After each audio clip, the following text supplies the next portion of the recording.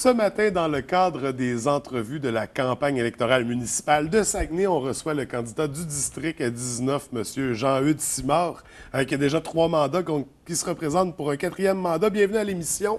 Bonjour. On va faire un bilan des réalisations, puis ce qui s'en vient. On va y aller dossier par dossier. Parfait. Si on commençait avec le parc Saint-Alexis.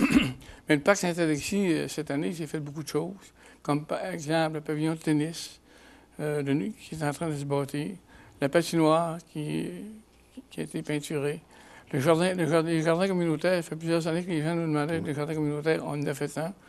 Il a moins bien été cette année, mais l'an prochain, ça va être parfait. C'est le filet de protection que nous avons mis. Et également, tu as des nouveaux modules au niveau du parc. Donc, il y a des investissements qui ont été mis sur le parc de Saint-Alexis. On a la piste cyclable aussi du Barachois. Ah, ça, c'est un gros dossier. C'est un dossier qui fait 10 ans que je travaille. C'est un dossier important pour les citoyens, puis important pour l'ensemble des citoyens en ce qui concerne la piste cyclable et la sécurité.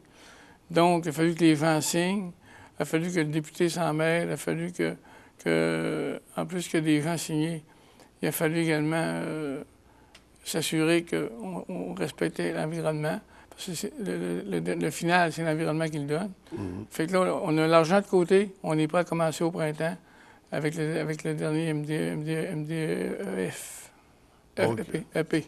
À partir du printemps, c'est parti pour la piste cyclable. On a le parc devant Ultramar aussi. Oui, je voulais en parler 2 secondes parce que je pense que c'est important. Je remarque que tous les jours, il y a des garderies qui vont là, puis observent les oiseaux, s'amusent, puis c'est une place sécuritaire pour les enfants. Oui. Donc, qu'est-ce qu'il y en est du corridor de la rivière à Mars? Le corridor de la rivière à Mars, il y en a qui viennent de découvrir ça, sauf que depuis 1999 qu'on parle du corridor de la rivière à Mars. Mais pour faire le corridor de la rivière à Mars, que ce soit en 1999 ou en 2013, ça prend de l'argent du gouvernement. L'année passée, on a fait une demande, on a eu une réponse qu'il n'y avait pas d'argent. Cette année, on a fait une demande, mais la Ville est d'accord. Si, mettons, le gouvernement provincial mettait 2 millions, la Ville mettrait 2 millions. OK. Alors, c'est pour te montrer que c'est sérieux, Ouais. sauf que c'est des projets à long terme. Ouais. Des projets qui prennent du temps à développer. Au niveau des routes, il y a eu beaucoup de travaux qui ont été faits. Bien, à titre d'exemple, il y a eu la rue Centenaire de 1,5 million. Tu as eu le chemin de la Bâture qui est fait qu'on va finaliser avec le député cette année. Tu as François-Xavier qui a coûté 400 000 Tu as l'amélioration de Saint-Bruno-Saint-Charles pour l'an prochain particulièrement. Et tu as des réfections majeures de rues comme la rue Centenaire. La première rue également. Ouais. Tout ça pour qu'il va avec la revitalisation du centre-ville de Port-Alfred. Là, on a fait la première rue. On va aller vers la revitalisation du secteur Port-Alfred. On poursuit. Il y a le dossier que tout le monde connaît bien, la deuxième glace.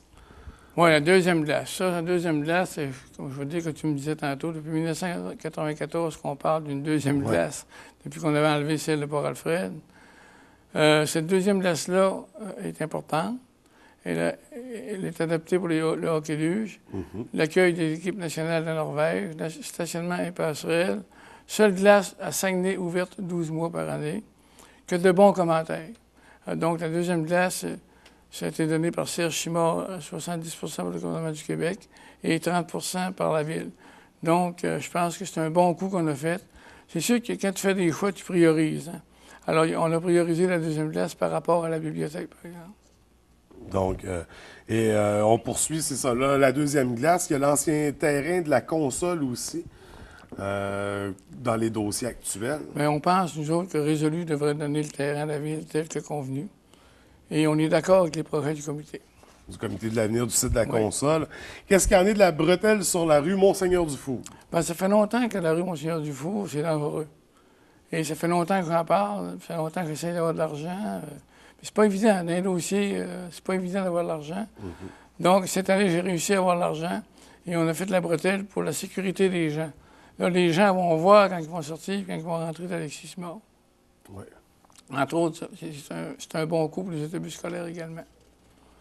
Ensuite, toujours dans le même secteur, on a la pyramide. Ouais, bien, la pyramide, ça me fait rire un peu, ça, parce que, regarde, la pyramide, là, on fait courir actuellement qu'il n'y aura plus de spectacle, qu'il n'y aura plus ci, qu'on va fermer la pyramide. En tout cas, il n'y a rien qu'on ne fait pas courir. Je veux bien croire qu'on est en période électorale, mais je peux vous assurer qu'il n'y a aucune décision de prix. Il n'y a aucun changement d'annoncé pour l'an prochain. Donc, pour l'été prochain, toujours une programmation à la pyramide. Toujours une programmation. Dans les gros dossiers qu'on a vus dernièrement, il y avait celui de la Croix du Centenaire. Bien, vous savez, dans la grande ville, je ne vous le cacherai pas, tout le monde le sait, il y a un cabinet qu'on appelle le cabinet du maire, dont le maire est président de l'exécutif. Et nous, à l'Abbé, on voulait refaire la Croix Centenaire parce qu'il y a eu du vandalisme. Et à partir de là, on a mis 100 000 au triennal. Mais imagine-toi donc qu'on a manqué d'argent comme d'habitude. Alors, vous allez dans le budget, le grand budget de la ville, le budget du maire, pour être capable de le faire. Ça a coûté 150 000 $.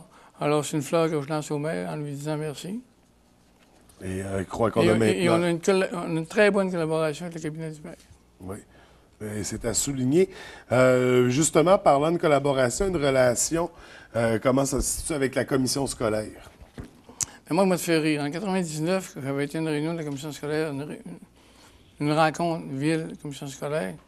On s'était assis, on s'était parlé une demi-heure, on s'était engueulé un peu. On s'est revus après ça en 2002, puis en 2006. Après 2002, c'est la grande ville.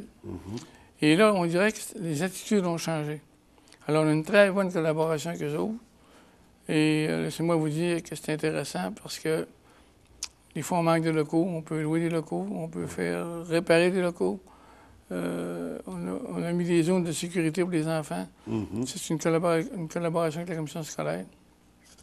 Et la paroisse également, que ce soit Saint-Alexis, Port-Alfred ou Saint-Alphonse, on a une très bonne collaboration, ce qui nous permet de continuer d'avancer et d'espérer de faire des choses intéressantes.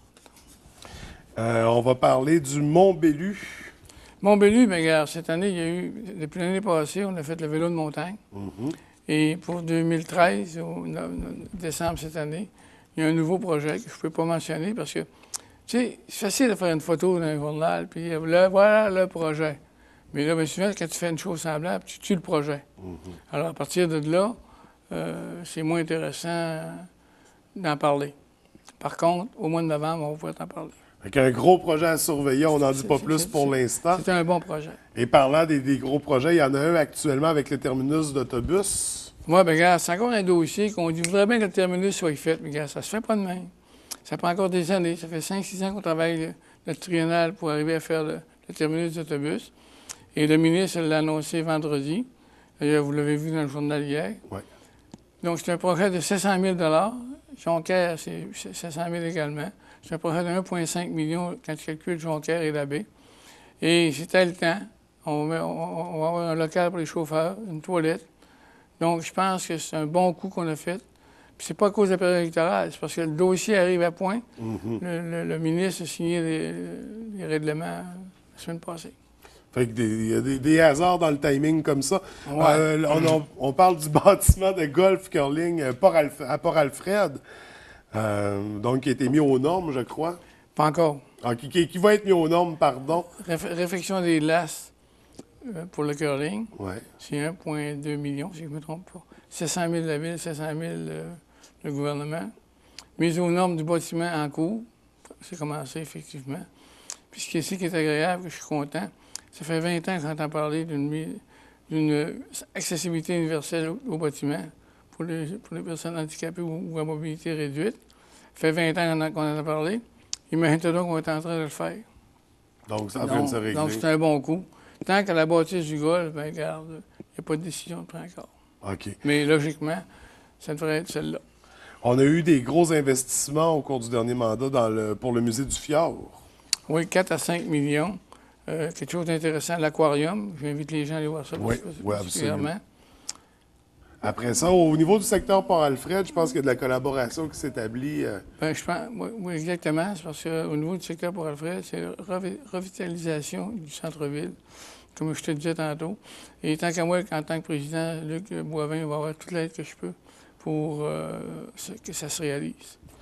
Et on a la Fondation de l'Hôpital de l'Abbé à laquelle tu es président d'honneur. Oui, bien, on dit que la présidence d'honneur, c'est juste pour se faire connaître.